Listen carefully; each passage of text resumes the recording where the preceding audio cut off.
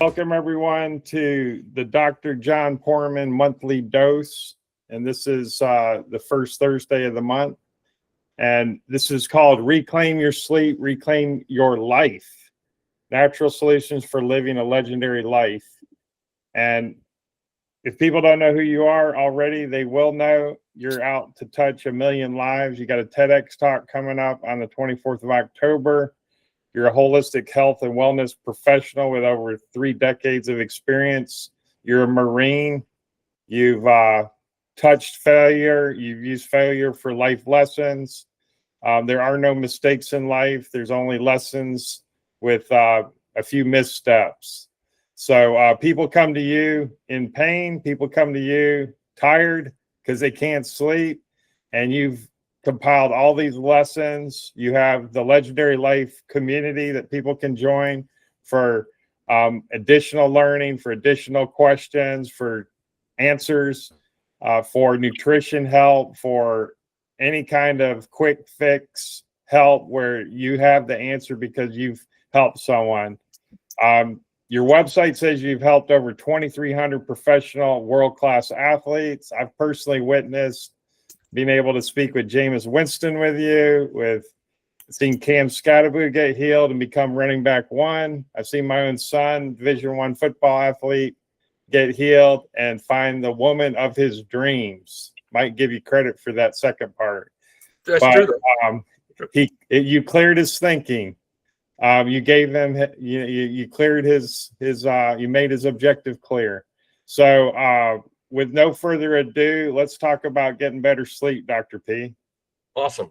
Okay, so let's just go over some points that we'll, really try to hit today. One of them is going to be sleep efficiency, and that's the time we go to sleep, the time we wake up. Sleep quality, which is going to be the amount of deep and REM sleep we get.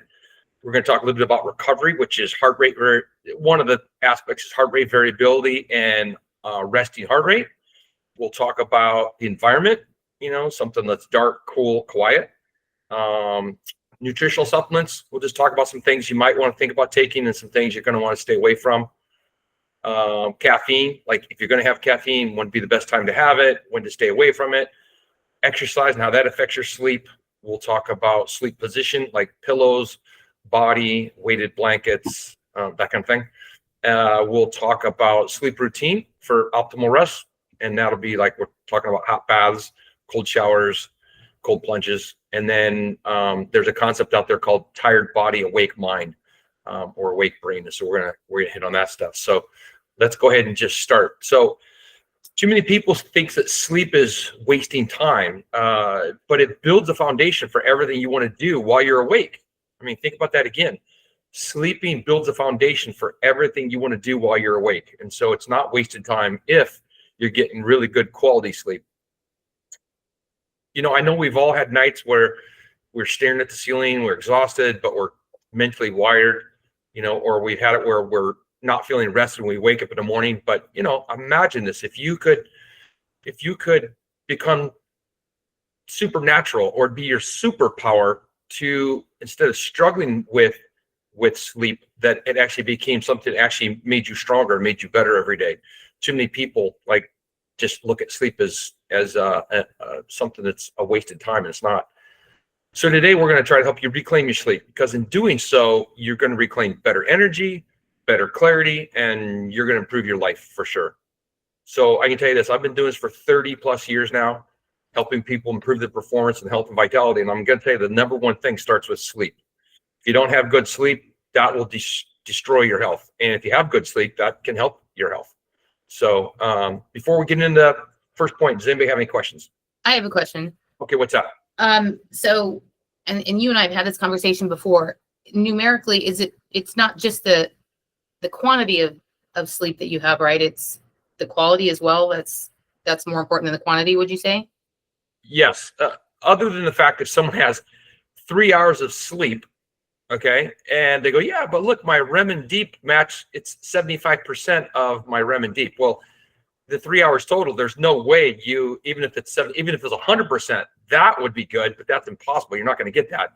Yet, you're going to need probably to get that hour and a half of each, you're going to need to probably get 7 hours of sleep, 6 to 7 hours of sleep. It just depends. Every night's a little different. So you're going to have to find out what works for you. But I can tell you this, if someone's getting 3 or 4 hours of sleep, they're not going to do well. Their lifespan is going to be shortened for sure.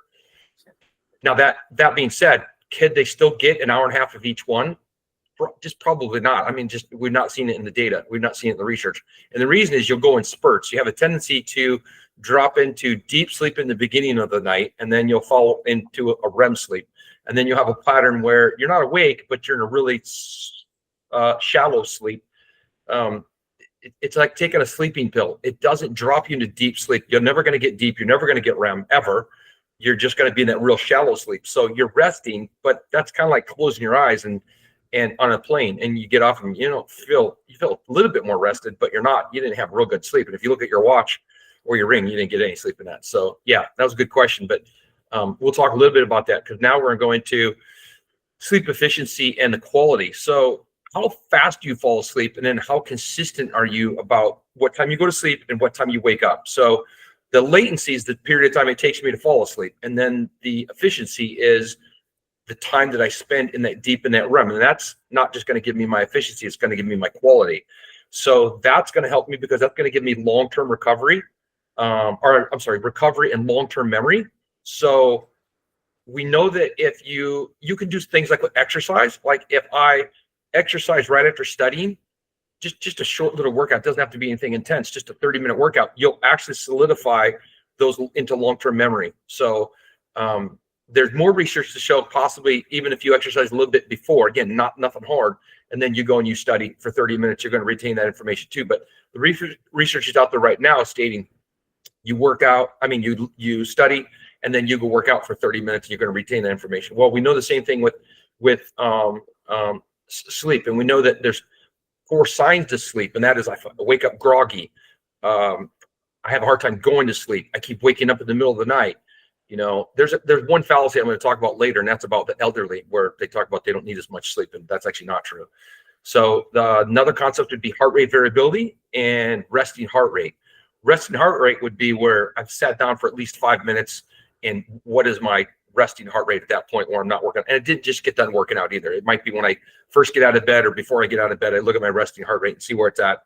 And that's going to give me an idea of how well I'm recovered, because it can rise at only 1 or 2 beats per minute in that resting heart rate. And that can show me that I'm a little bit overworked or overstressed. And that might be through exercise, but it might be through a mental and emotional. The other one's going to be heart rate variability. Heart rate variability is where what's the time between heartbeats. And so that's the variability. The more variable it is, we know the healthier you are. I have an athlete, he plays for the Yankees, and if his is under 100, there's something going wrong, because that kid's phenomenal. He's a freak athlete too, yet his heart rate variability has been as high as 150. And so I've only been doing this for about 10 years, because that's about the time they came out. I started on pretty quickly adopting it. And, I've had mine up in the 60s, and that's when I'm really, really doing well, when mine's in the 60s. I've had as high as 75, but that's about where I'm at right now. But that's not bad for being 61. The other thing is this: don't compare my heart rate variability to your heart rate variability, to Haley's, to Vince's, to whoever's, because everyone's is different. And so you're going to compare yours to yourself, even in that same age category or in that same event, because they're different. So it's the change that we're looking for, and then we find out how that's affecting us. So, it's not just about the time that you're in bed, but it's about the quality and the quantity of sleep, the quality of sleep of that quantity that you're getting, that is going to be the most important. So let me give you an example. I had a kid come in to see me that was 22 years old. He was at ASU. He's an engineering student, and he only weighed 97 pounds. I know, I said that right. Not 197, under 100 pounds. He slept no more than 3 to 4 hours a night. When we looked at his data, because I gave him my heart rate monitor to check for a couple of days on my watch, he had sometimes zero, or very, very little of REM and deep. He was tired all the time. He couldn't study. His grades were failing, obviously, and he was an engineering student, and he was taking meds for depression and anxiety. And we started doing some stuff to rebalance his brain. Did some nutritional supplements, talked about some things to do with cold therapy and hot therapy, which we'll talk about in a little bit.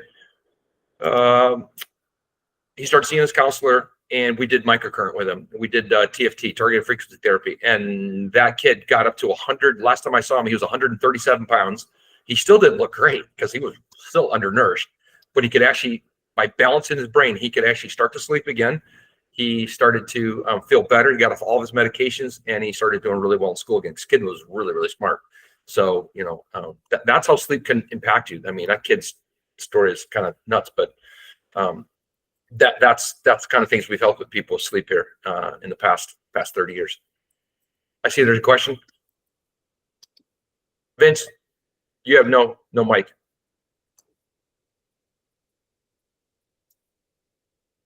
No.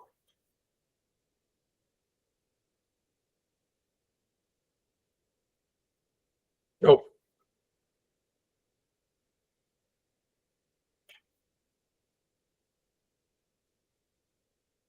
Okay, so that's all right. Plenty of information here. I mean, I could talk for days. So, the next point I really wanted to go into was sleep environment, and that's really important. Nothing more than any other, but it's important because you need to be in a temperature where the temperature is pretty low. Research has shown, and I know sounds very cold because it is, yet research shows the best sleeping environment on average is between 66 and 70 degrees. And I know most people don't drop their temperatures under 70 for whatever reason. So 66 to 70 degrees helps you fall asleep better. But then you need to set your thermostat, if you can, to have higher temperature in the morning, and that's like 70 to 75. And the reason is this: when your temperature starts to drop throughout the day, the temperature is going to drop and drop and drop and drop. As it starts to drop, that's signaling your brain and your body that's time for sleep. It's a circadian rhythm thing. Same thing, as your temperature starts to rise, it'll tell your body it's about time to wake up. If you have that temperature where it doesn't really dip and it doesn't really rise, you're going to have a hard time. You're going to wake up and feel groggy. There's other reasons, but that's for sure one. So one of the things we can do is we can do a cold plunge in the morning, and we can do a hot sauna or hot infrared sauna at night. It sounds counterintuitive, but yet you got to listen to me. So it's not what it is, it's what it does. So when I'm in a cold plunge, it lowers my internal temperature. And in doing that, it makes my body rev up to increase the temperature. So that's going to get me going in the morning. That's number one. Number two is if I do a hot sauna at night, because it raises my temperature, it's going to make me want to drop my temperature. The body will override that and start to drop the temperature, which then sets you into the mode of getting ready for sleep. So that's actually really good. Another one's going to be light exposure. So there's been research that show they've had them in a laboratory, and they were completely dark, and had them sleep for a couple nights. They got what their baselines were, and then throughout the night they would just turn on a light.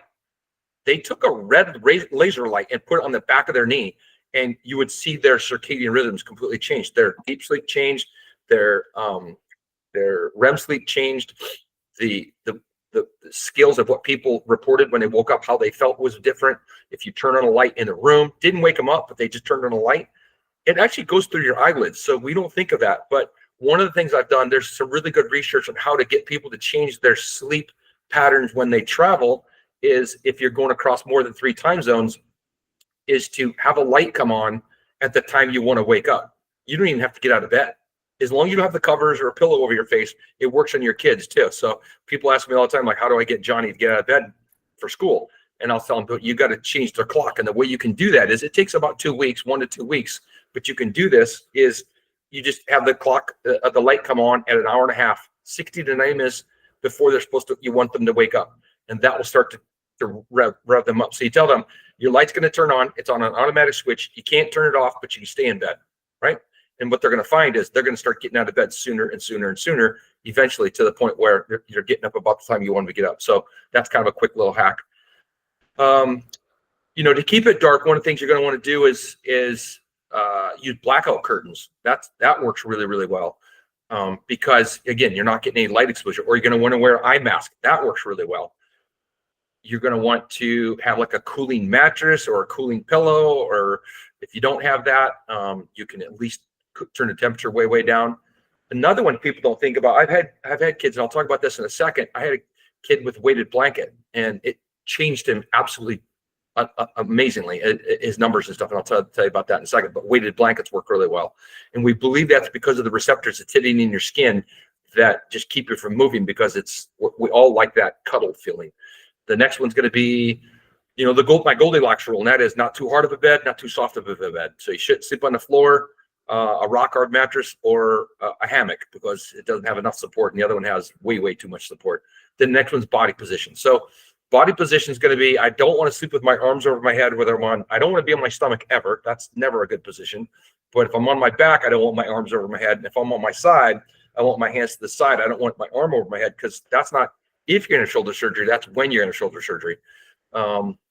Another one's going to be with that dark light part is going to be, you're going to have to not look at your phone, not look at your TV, and not look at your computer, or put filters in those, or like I know Luke's done that, where he puts on the red filter at night, which works great for the brain, because it now tells your brain, blocks out the blue light, which then tells your brain, hey, it's time for bedtime.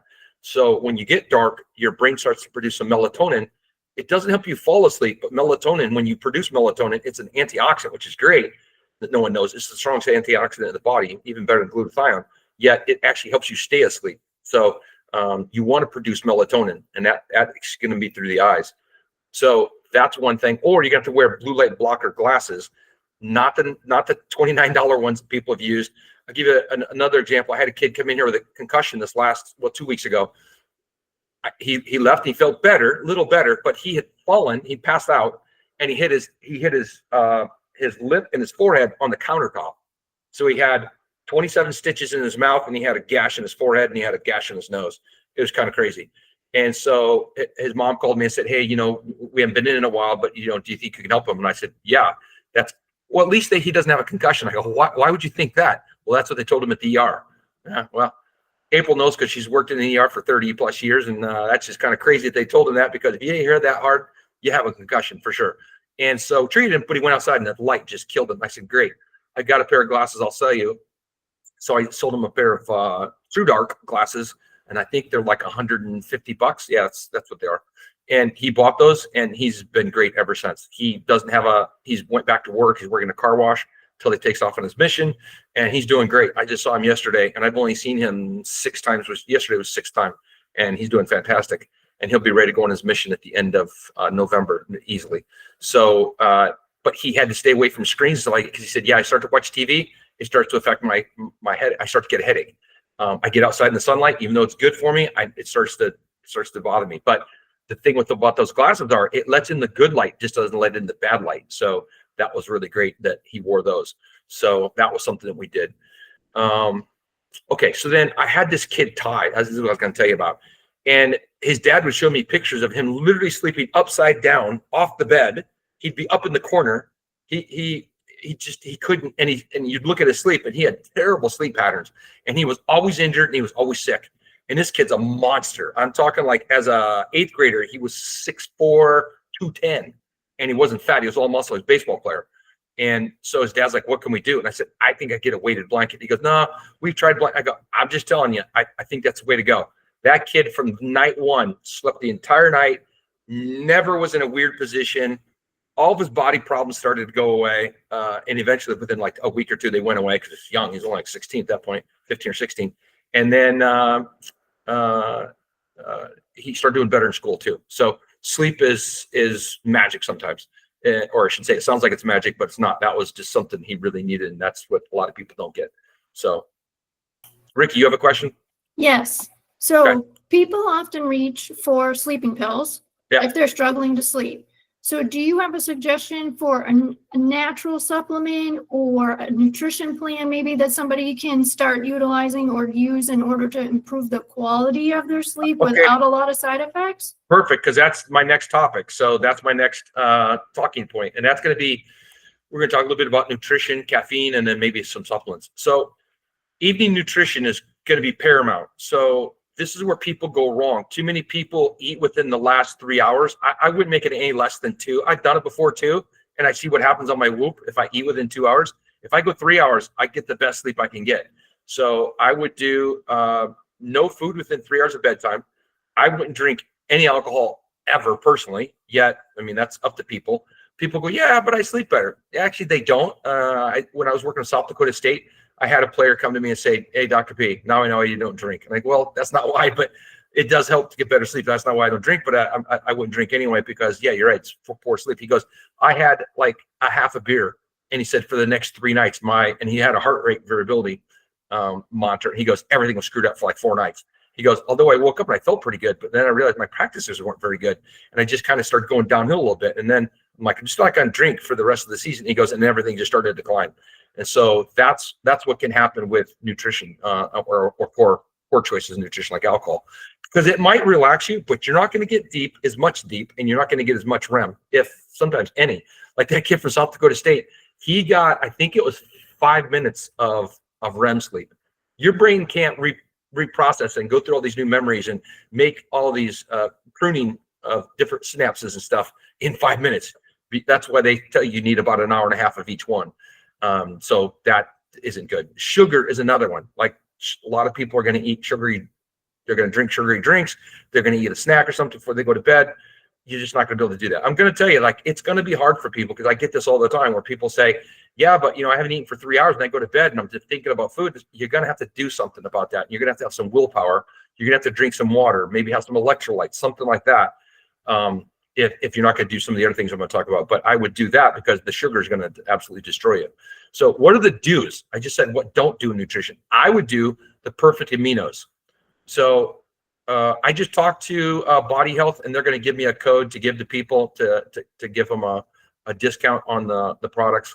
So because instead of having to order from me or ordering through Amazon, I can give them a link, or I could just order directly for people and get it for them. So I actually just wrote to them yesterday and they got back to me this morning. So thank you, Vince. So that's going to be something we're going to do. Yet I would do that because perfect aminos don't break a fast because there's not enough calories in there. It's under 1 calorie for the 5 tablets. So I would do 2 at minimum, and depending on your weight, and then possibly 3 times a day. And if you're overcoming an illness or you're injured or something, I would do 5 tablets 4 times a day. So next one's caffeine. So we talked about the timing a little bit. I just wouldn't drink anytime after like 1 or 2. Everybody's going to be a little bit different. Depends how well you are at what's called methylation. In other words, detoxification. The better you are at that, then you could probably drink it a lot later. There's people that are really, really high methylators and good detoxifiers. They can tell you they can drink coffee right up to bed and go right to sleep. Now, I don't know, because I haven't read the research lately on that, but I can't imagine they're getting great sleep. I don't know about that. I can tell you this, though. If you do something called the heart sound recorder, and you're drinking coffee and you've had that within 8 hours, you'll see where between your first beat and your next beat, between the waves, you'll see the line. Instead of it being completely solid and just being calm as a sheet of ice, it'll be real jagged like that, because the heart's not fully resting. It's actually got a little bit of a quiver to it. And I've gotten people off of caffeine and seen that completely change. So, and I've had people tell me, no, I don't drink any caffeine. And the reason is because their religion doesn't allow them to. But I know they're drinking caffeine because I'm looking at the graph. And then they go, okay, well, yeah, I'm not supposed to be, but I'm drinking caffeine. I go, well, you might want to stop, number 1, because your religion doesn't allow you to. But 2, look what's doing to your heart. And they do, and they go, yeah, I actually feel a little bit better. So that's something with the caffeine. The other one is this. People don't know. If you have a drop in the middle of the day because you drink coffee, and you have a drop in the middle of the day, just take your caffeine and push it 90 minutes out from the time you wake up. Doesn't mean don't drink coffee, just push it out 90 minutes. So people go, yeah, but I don't drink that much coffee. I only drink that 2 cups, 3 cups, 1 cup, whatever, in the morning, but then I have a lull. I have a big drop in the afternoon. And I'll tell them, with some of the things we're going to talk about, you're going to want to do the cold plunge in the morning, or cold water in the face. You're going to look in the sunlight. We'll talk about all that in a second. And then you're going to want to push your coffee out for 90 minutes. When you do that, you'll not see the crash in the afternoon. It'll be pretty much smooth sailing throughout the day. And it's the same amount of coffee. You're just pushing it 90 minutes because you're not trying to rev up the adrenaline and cortisol with the caffeine. You're allowing it to happen with the sunlight. And it's just more natural, and it kind of gets it going, but in a slower realm. And then you do the coffee, and it pushes you through the afternoon. So that's a pretty good, helpful hint. Some of the things you can do for support would be, for the brain supplements, would be magnesium. Now, magnesium has lots of different forms. There's as many as like 10 different forms, 9 to 10 different forms out there. One of them is going to be magnesium L-threonate, Threonate, threonate, and that would be about 400 to 600 milligrams a day. Another one would be L-theanine. They put that in a lot of these supplements that have caffeine in them, whether it be green tea, guarana, guywana, any of those. They're going to put L-theanine in it because it has a calming effect, has a lowering effect on the nervous system, and that's anywhere between 1 and 400 milligrams a day. Because some people have effects with that where it actually keeps them awake. It has the reverse effect on them. So you have to figure out what dosage works for you. And then the other would be like calming tinctures or teas, and that would be where I would talk about like chamomile. I would talk about valerian root. Those are really, you can do them in supplements too, as far as like pills, but you just want to make sure it's a really good source. But you could also do it in that loose leaf, and you could brew that stuff, and that would work really well. The thing I do not recommend, do not recommend, is melatonin. Melatonin is a hormone, just like vitamin D is. But melatonin, if I give it to you, your brain's not going to produce it. So your pineal gland's not going to produce the melatonin because it's a negative feedback loop. So if you've got it coming in from an exogenous source, outside source, your brain's not going to produce it because it doesn't need to. So I never would recommend melatonin, ever. That's just me. But I know people are taking 10 milligrams of that stuff, and I'm like, 10 milligrams, that's nuts, man. I wouldn't take half a gram. I'm sorry, 5 grams of that stuff, and I wouldn't take milligrams of that stuff. So I would just stay away from that. The other one's going to be the quick fix sleeping aid solutions. If they're going to have any kind of drug in there, I wouldn't do that, because again, I'm going to get really shallow sleep, but I'm not going to get my deep REM, and I'm not going to get my REM and my deep sleep, which is where I'm going to be able to recover. So. Okay, so before we go next point, anybody got a question? I do. Yep. So for like individuals that maybe work really long days, like 12, maybe 14 hours, and they're not able to kind of achieve that, like not eating 3 hours before going to bed because they get off at 7, but then they also got to be up at 5 the next day. What would you kind of suggest for them to like help combat some of that, like eating late and then having to go to bed, maybe an hour and a half, 2 hours later? Well, number one would be meal prep. Okay. They need to meal prep. They're going to have to meal prep. It just, you know what it's like? It's like, where do you put your priorities in life? If you put your priorities on living a legendary life and having the best quality of life you possibly can, then you take care of it now, because what you don't do now, you will pay the consequences, good or bad, in the future. So you're setting the stage now. You're planting the seed now, and then it's going to grow into whatever plant you put in the ground. It's going to grow later if you take care of it now. But you got to plant the seed. If you don't plant the seed, nothing's going to grow. So number one would be that. 2 would be, if I'm going to eat anything, I'm going to have it be a higher protein meal. Protein's going to be way better for me. And the reason I tell people protein and amino acids are because you're going through a fast at night, and so you're breaking your tissue down. It's what we call catabolic. It's breaking down. It's not anabolic where we're building it up. That's when we take supplements and we're doing that kind of thing. Just like a workout. People think like a workout is where we're catabolic and we're breaking down tissue, but we are in our sleep too, because we've got nothing to feed the system. So if it was me, I would do the Body Health's Perfect Aminos at night, 5 of those before I go to sleep with some water. Or I could even take them before that point, before I'm even hungry, before I even get home from work. I would be eating high protein throughout the end of my shift. I would be eating some high protein then, and maybe that's like even 3 or 4 hours after. But again, if I don't meal prep, I can't. I just would stay away from carbs, because that's just not going to be good. People will tell me this, and some people it works for, that they do high carbs before they go to sleep because it puts them to sleep. That's just not a good way to go, in my opinion, because the carbs are not going to be turned into body fat. They're not going to be used, but the protein will be, because carbs are going to give us energy. But most people get enough carbs, and throughout the day they got enough carbs. That's not going to help them at all. The only time I would maybe say that would be someone that's fasting throughout the day, that's not literally eating any carbs. Then they could do that, and they're going to utilize those, because they're going to take some of the carbs and store them as liver glycogen, and some of it's going to go into the muscle, but most of it will go to liver glycogen. And then any spillover they have will then go to turn into body fat. But the perfect aminos is going to go, and the amino acids are going to go, and they're going to turn that right into building blocks for building up the tissue that you are catabolizing at night. Does that answer your question? Yeah, thank you. Yeah, the biggest thing is going to be just planning your day, right? So. Okay, the exercise. So we know exercise, like I said, improves memory, we know it helps with mood. We know that it helps with deep sleep. As long as it's not done too close in proximity and it's not done too vigorously to sleep.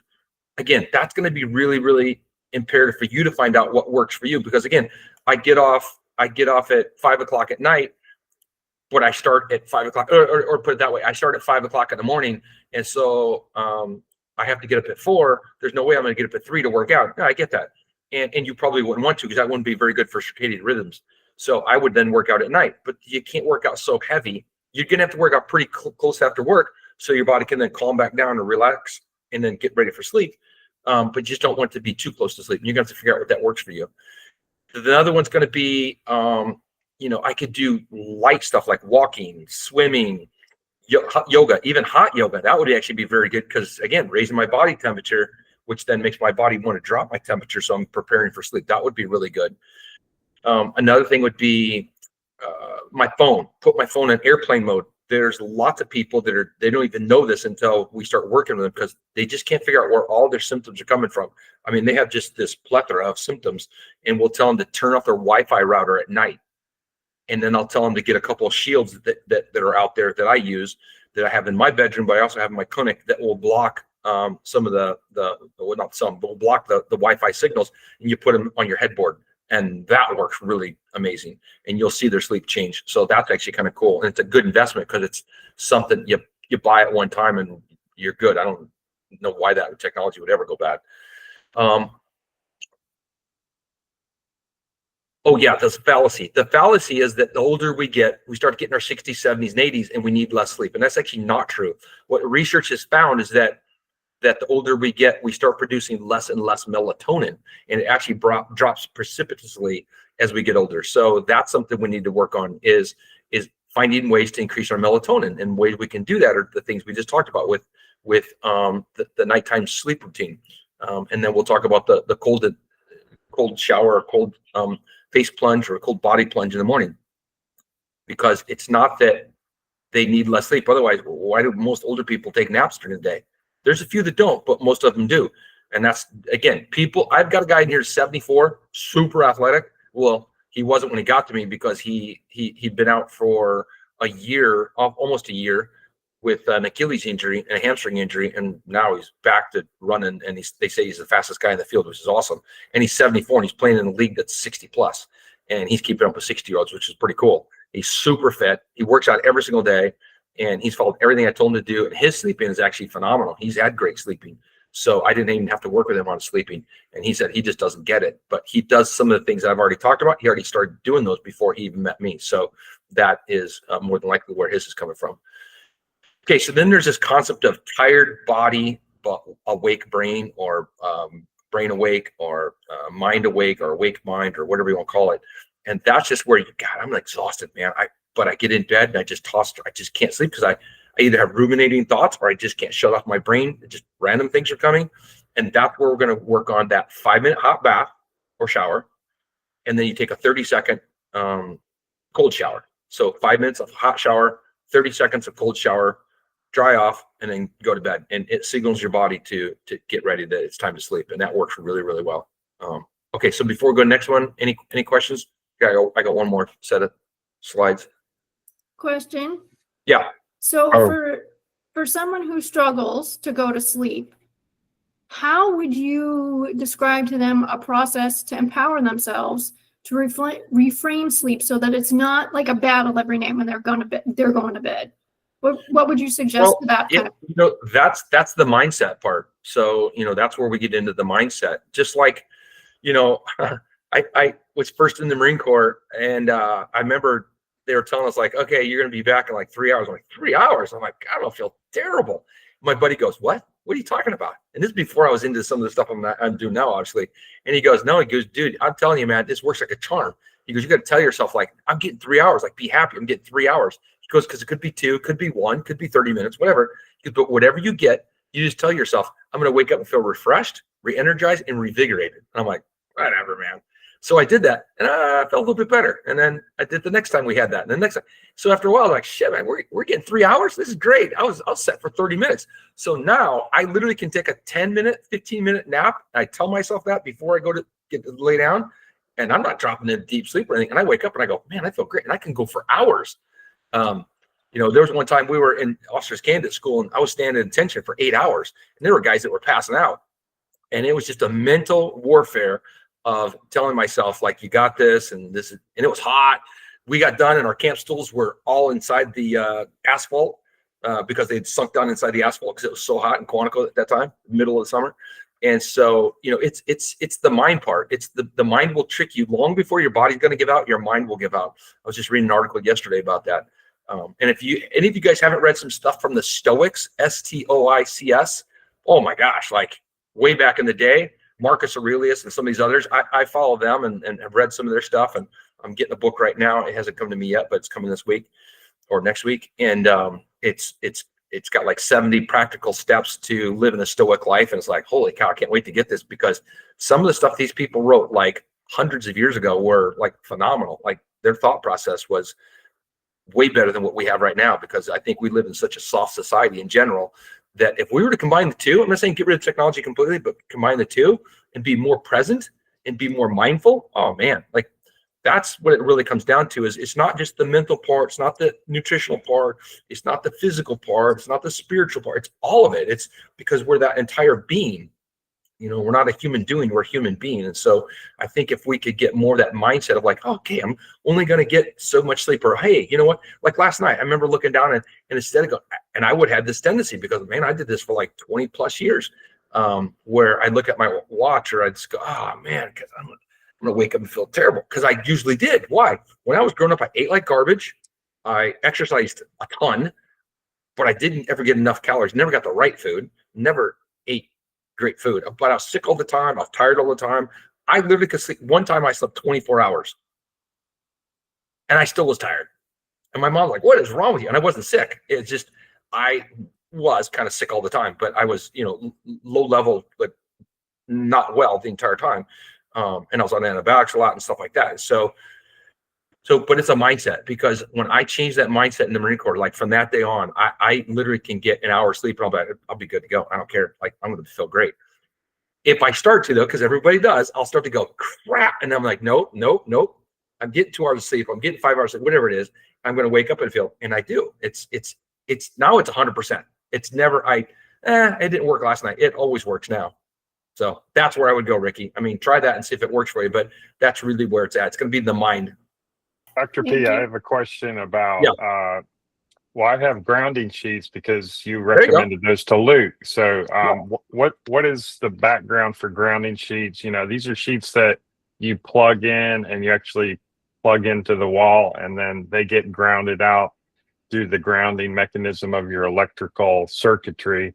So can you talk a little bit about grounding?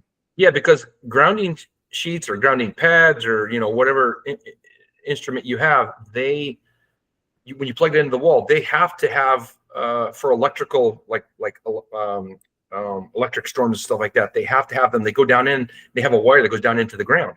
And so that's really all you're doing. It's you touching earth again, Mother Earth.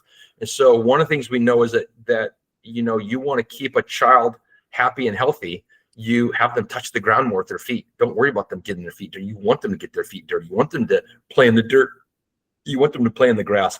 It's like we have so much concrete jungles now that we're not getting people to ground and get in touch with Mother Earth anymore.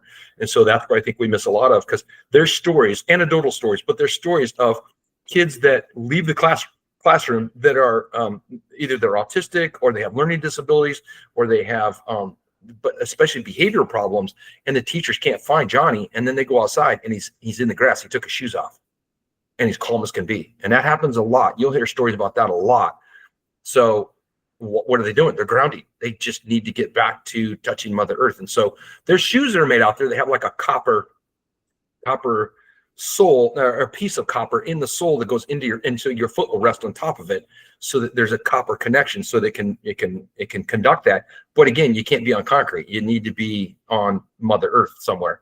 And so that's why I tell people every once in a while, it would be great if you could do it every day, but to get out into Mother Earth. And then there's people that stay inside. They don't touch the earth because they're on concrete all day. They got shoes on all day, and then they don't ever get outside and see the sun, especially like in the wintertime. And you want to know why they feel depressed. Yeah. And you want to know why they feel isolated, not connected and all that. because they're not connected to the number one thing, which is Mother Earth. So that's one of the ways I would go. I love grounding, but grounding sheets, grounding pads, any of that stuff you can do will definitely help with any issues you have. There's people that sell apparatus that is just a grounding sleeve that you put on your elbow. If your elbow's binding, you put it over your knee, and people will have anecdotal evidence that, yeah, that actually felt a lot better. So, but again, it's about grounding. It's about bringing more electrons to your body. So, and when you talk about electrons, that goes to why have there been a lot of world records in track and field set when there's thunderstorms either in the area, like over the stadium, or around the stadium. Not lightning, because they won't let them run during lightning within so many miles, but there's the charges change. The electrons, there's more electrons in the air, and so it electrifies the air. And so people talk about the feeling of it being electric in the air. That's why. And so it's electrons. And so you'll see more world records set during that time. So grounding is a good way to go. Thank you. Yeah. So just remember, like, sleep is a foundation for, longevity, memory, energy, and even your emotional resilience. Better sleep can give you better focus, better relationships, even improved health. But you got to look at it as, if you want to have legendary aging, it's not just about exercise, nutrition.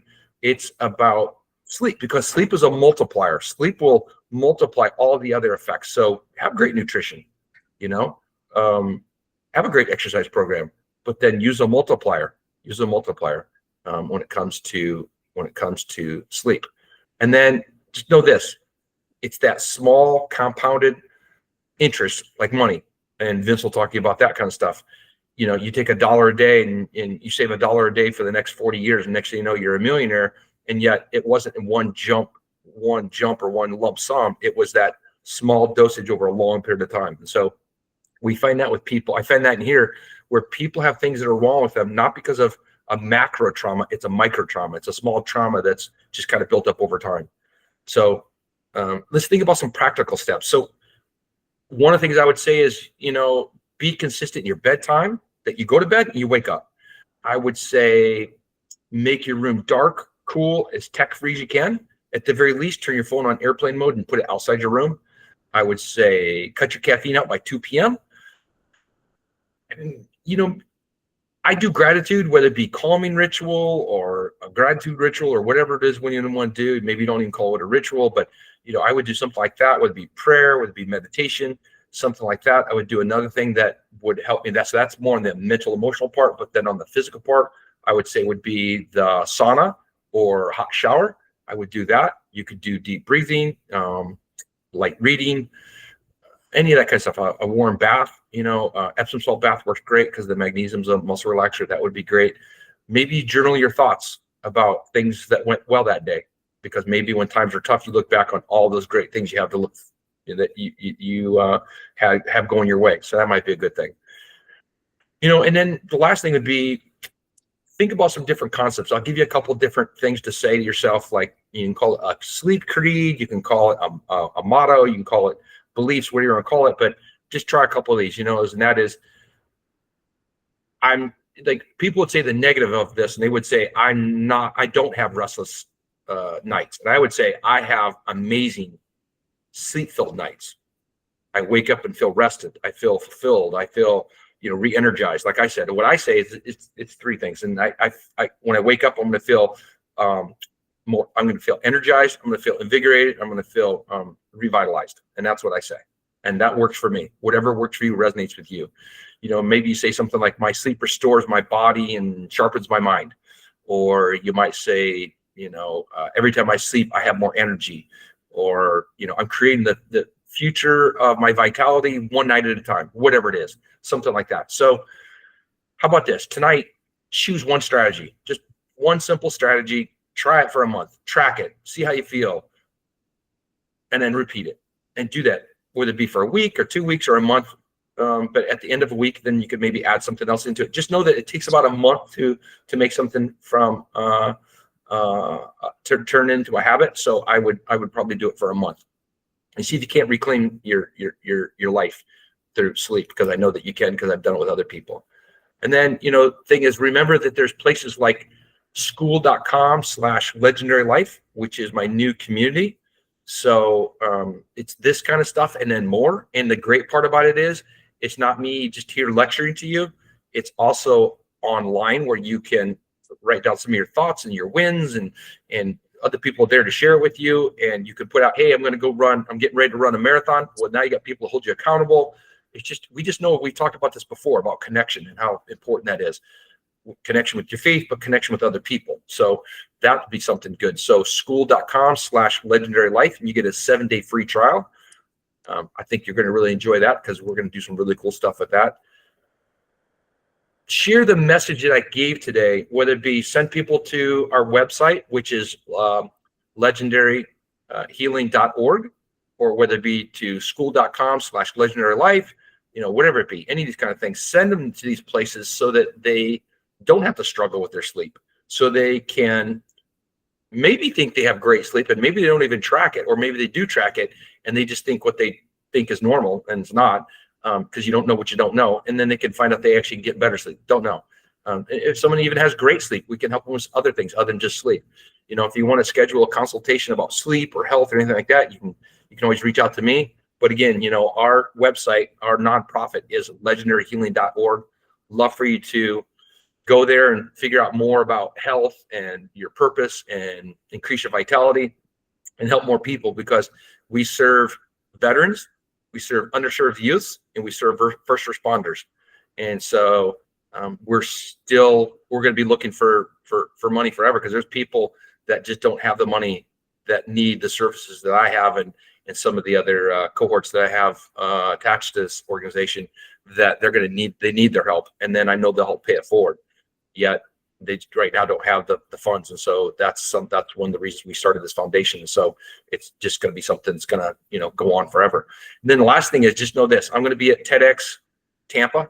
I think it's actually TEDx St. Pete. Yeah. October 24th. And it's going to be about legendary leadership.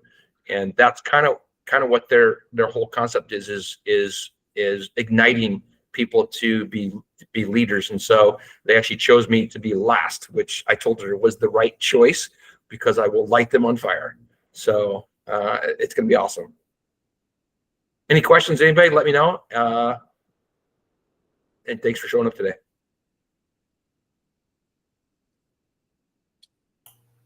Okay. I appreciate y'all showing up, and share this with other people that you know.